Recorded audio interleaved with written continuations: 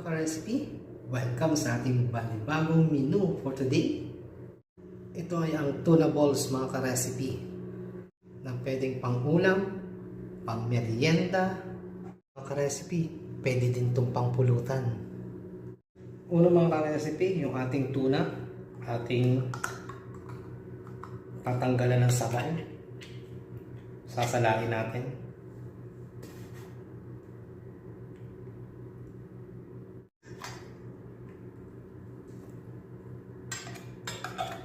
Tatanggalin natin yung kanyang mantika, yung oil niya, stem oil, yung kanyang oil.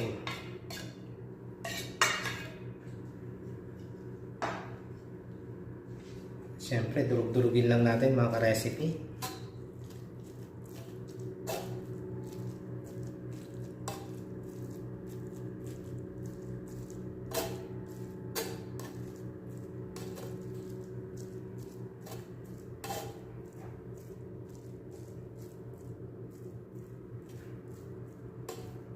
At ngayon mga recipe, iset aside muna natin yung ating tuna. At dito sa ating mixer, i-grind lang natin yung ating carrots sa yung ating bell pepper.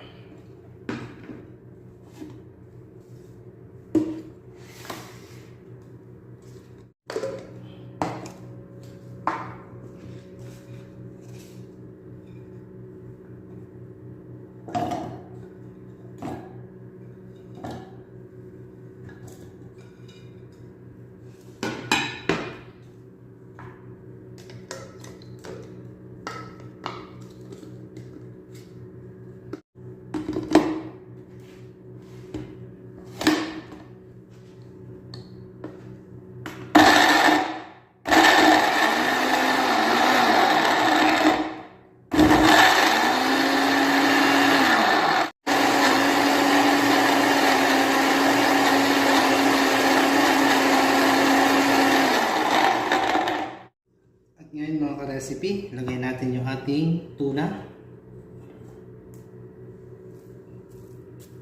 Yung ating sinala kanina.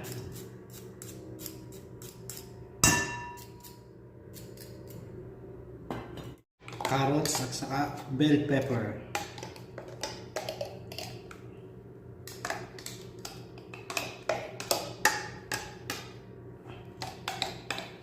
Ilagay na rin natin.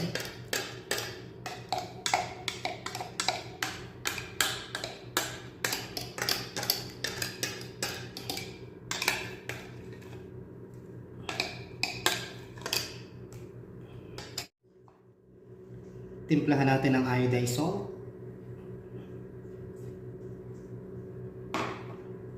black pepper na durog, yung ating pamintang durog,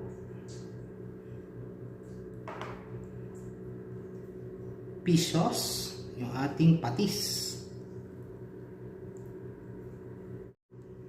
garlic powder,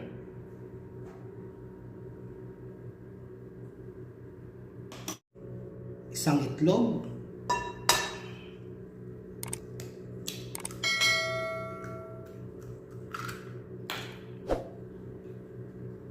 cornstarch,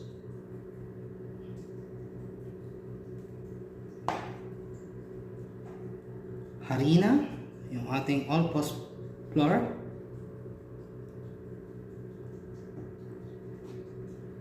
at baking powder. Konting baking powder. Haluin natin mga ka-recipe.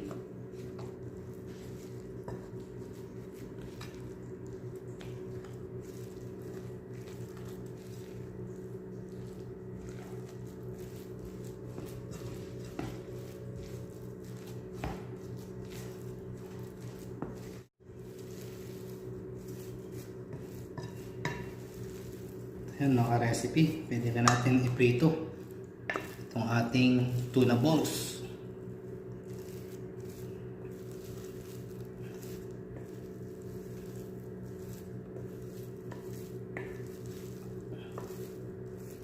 Ayan, pwede natin iprito ang ating tuna balls.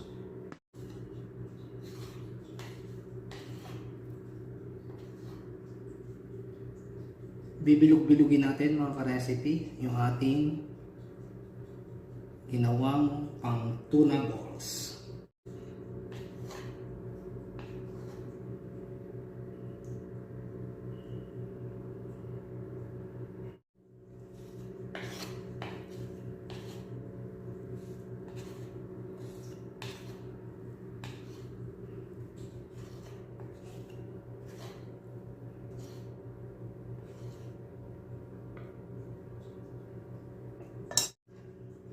So ayan mga ka-recipe, nabilog na natin.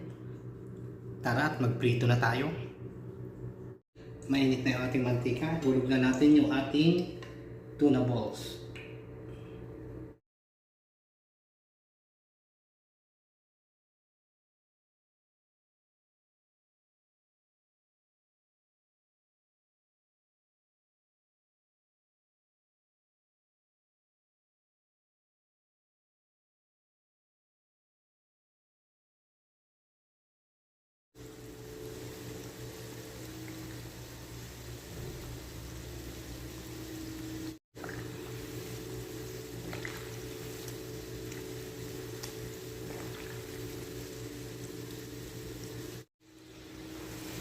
Ayan mga ka-recipe, at pwede na natin hanguin yung ating tuna balls.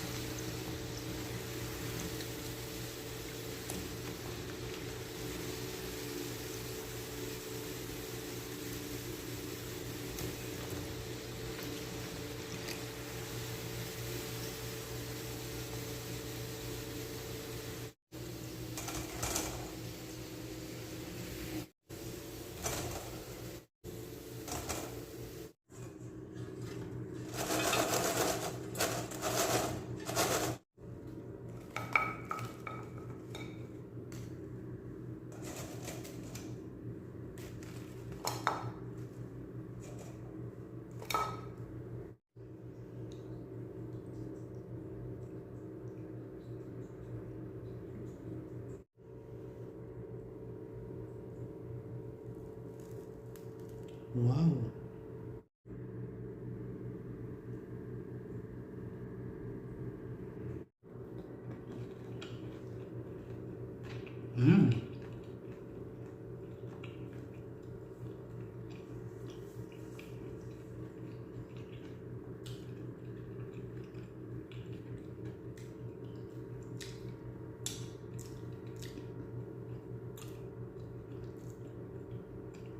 Ang sarap niya mga recipe. Perfect na perfect yung ginawa nating tuna balls.